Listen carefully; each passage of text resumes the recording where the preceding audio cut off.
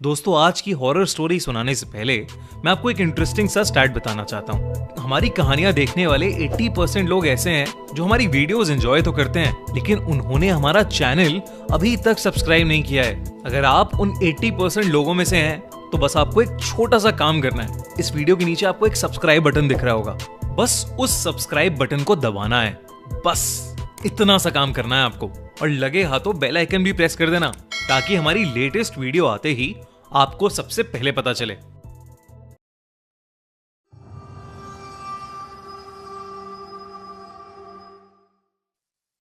Mahakumbh horror story. आज की ये कहानी थोड़ी अलग है क्योंकि इंडिया के सबसे बड़े मेले महाकुंभ के बारे में है। रौनक त्रिपाठी, एक 19 साल का नौजवान, अपने माँ बाप और बड़े भाई अमित के साथ 2012 में पहली बार इलाहाबाद के महाकुंभ मेले में गया था। महाकुंभ का मेला बहुत पवित्र माना जाता है और इसका अनुभव अस्तित्व को बदलने वाला माना जाता है, पर रौनक के लिए ये एक रिलीजियस ट्रिप से ज्यादा एक एडवेंचर था। उसने अपनी दादी से कई बार सुना था कि यहाँ देव और असुर दोनों के किस्से छुपे हुए हैं और महाकुंभ के समय संगम का पानी अपने अंदर एक अलग सी शक्ति समेट लेता है। रौनक अपने परिवार के साथ संगम के पानी में स्नान करने पहुंचा तो उसने देखा कि वहां हर तरफ लोग मंत्रों का उच्चारण कर रहे हैं और हवा में धूप की सुगंध है। स्नान करते वक्त रौनक ने एक अजीब सी गर्मी महसूस की, जैसे उसके आसपास का पानी उबल रहा हो। उसने बात अपने भाई अमित को बताई, लेकिन अमित ने हंस के बोला, ये तेरी इमेजिनेशन है रौनक, संगम का पानी पवित्र होता है। लेकिन रौनक का मन बेचैन होने लगा था। शाम के वक्त पूरे परिवार ने मेले में घूमने का प्लान बनाया। हर तरफ साधु और संतों की भीड़ थी। महाकुंभ के पूरे मेले में बड़े बड़े स्टॉल्स लगे हुए थे। तभी रौनक की नजर एक अलग से दिखने वाले साधु पर पड़ी, जो एक कोने में बैठा था। उसका चेहरा आसमान की तरफ था, आंखें सफेद जैसे दूध की हों और उसके होठ कुछ अनजान शब्दों का जाप कर रहे थे। रौनक एकदम से उसकी तरफ खिंचा चला गया। रौनक ने अमित से कहा, अमित चलो देखते हैं ये बाबा क्या कर रहा है। वो साधु अपने ध्यान में लीन था और अमित ने रौनक को बोला कि उसे तंग करके उसकी भक्ति को भंग नहीं करना चाहिए। लेकिन रौनक ने अमित की नहीं सुनी और वो बाबा की तरफ चलने लगा। बाबा के पास पहुंचते ही उसने देखा कि वो बाबा अब भी अपने ध्यान में ही लीन थे। उसने उन्हें 2-3 बार आवाज लगाई, पर उन्होंने कोई भी जवाब नहीं दिया। फिर मजाक के तौर पर रौनक ने पास से एक लकड़ी उठाई और बाबा को उस डंडी के तीखे कोने से छुआ। बाबा की आंखें एकदम से खुली और रौनक की ओर गईं। रौनक को लगा कि बाबा शायद उससे गुस्सा हो गए हैं, पर उन्होंने मुस्कुराते हुए रौनक को देखा और कहा, आ गया तू, तेरा ही इंतजार था। रौनक एकदम से थोड़ा घबरा गया। आप मुझे जानते हो बाबा? इस बात का कोई जवाब बाबा ने नहीं दिया, बस उन्होंने अपने गले से एक माला निकाली और रौनक के हाथ में रख दी। बाबा ने कहा, ये ले और रात को ये माला पहनकर सो जाना, कल तुझे सारे जवाब मिलेंगे। रौनक ने बिना कुछ सोचे उस बाबा से वो माला ले ली और वापस अपने परिवार के पास आ गया। उस रात रौनक ने माला पहनकर सोना शुरू किया। जैसे ही उसने अपनी आंखें बंद की, उसके सपने एकदम अजीब और खौफनाक हो गए। उसने देखा कि वो एक अंधेरे जंगल में खड़ा है। उसके आसपास बड़े बड़े पेड़ हैं जिनमें आग लगी हुई है और उस आग से पूरा आसमान लाल हो गया है। तभी उस जंगल में एक गहरी आवाज गूंजने लगी, जैसे कोई उसका नाम पुकार रहा हो। वो आवाज धीरे धीरे उसके करीब आई और एक काले साए के रूप में उसके सामने आकर खड़ी हो गई। उस साए की भी आंखें लाल थीं और उसने अपनी पतली उंगली से रौनक की तरफ इशारा किया। तू मुझे लेने आया था, अब तेरे साथ चलने का समय आ गया। उस साए ने रौनक से ये कहा और एकदम से वो साया जैसे उसके अंदर ही समा गया।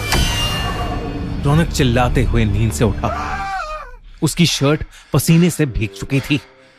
उसने माला को देखा जो एकदम से बहुत ज्यादा खौलती हुई गर्म हो गई थी। रौनक ने तुरंत उस माला को निकालकर जमीन पर फेंक दिया और फिर से चादर तानकर सो गया। अगले कुछ दिनों में त्रिपाठी परिवार के साथ अजीब अजीब घटनाएं होने लगी, जिससे रौनक के पापा की कपड़ों की दुकान में शॉर्ट सर्किट होने की वजह से आग लग गई। उसके भाई अमित को जॉब से निकाल दिया गया और उसकी मां की तबीयत अचानक ही बेहद खराब रहने लगी। इसी बीच रौनक एक दिन अपनी अलमारी साफ कर रहा था और सफाई करते वक्त उसके होश ही उड़ गए। अलमारी के अंदर से उसे वही माला मिली जो रौनक ने कुछ दिन पहले ही फेंकी थी।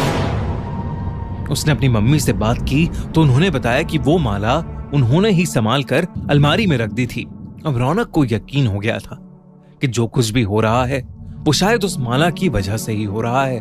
उसने इस बार उस माला को जाकर कचरे के डब्बे में फेंक दिया। अगले दिन रौनक अपने रूम में लैपटॉप पर कोई टीवी शो देख रहा था। तभी उसे ऐसा महसूस हुआ जैसे उसके ठीक पीछे कोई खड़ा है। रौनक ने पीछे मुड़कर देखा पर वहां कोई नहीं था।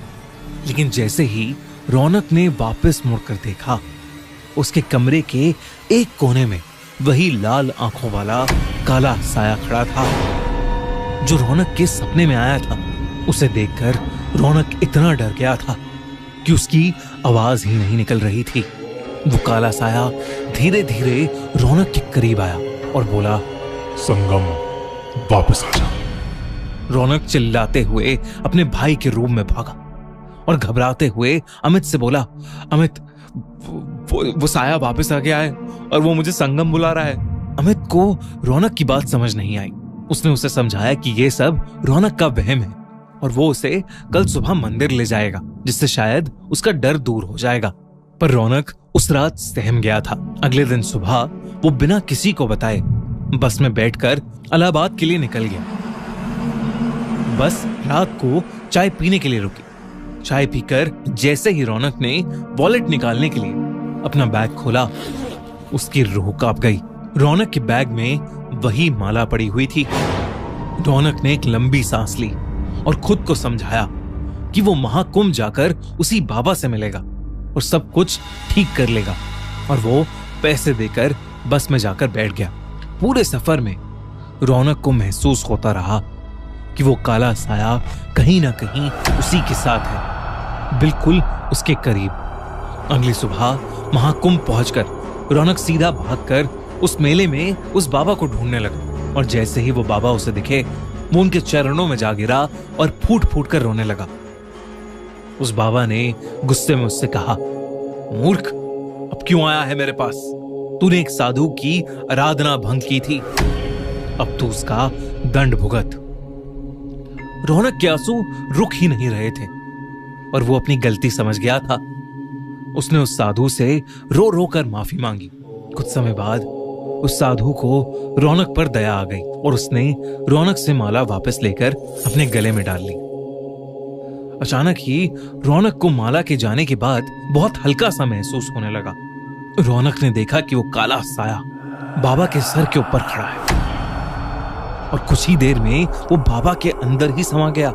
उस दिन रौनक ने एक बार फिर महाकुंभ में स्नान लिया और वो समझ गया कि कभी किसी भक्ति में लीन साधु को डिस्टर्ब नहीं करना चाहिए। घर आकर उसने सब कुछ अपने परिवार को बताया। धीरे धीरे उसके परिवार पर आई प्रॉब्लम्स भी दूर होती चली गईं। रौनक और उसकी फैमिली इस साल प्रयागराज में हो रहे महाकुंभ में फिर से जा रही है। आप में से कितने लोग महाकुंभ के बारे में जानते हैं? और अगर हाँ, तो कितने लोग महाकुंभ में जाने का प्लान कर रहे हैं? हमें कमेंट सेक्शन में जरूर बताइए। और अगर आपको ये कहानी अच्छी लगी तो हमारा चैनल खूनी मंडे सब्सक्राइब करना बिल्कुल मत भूलना।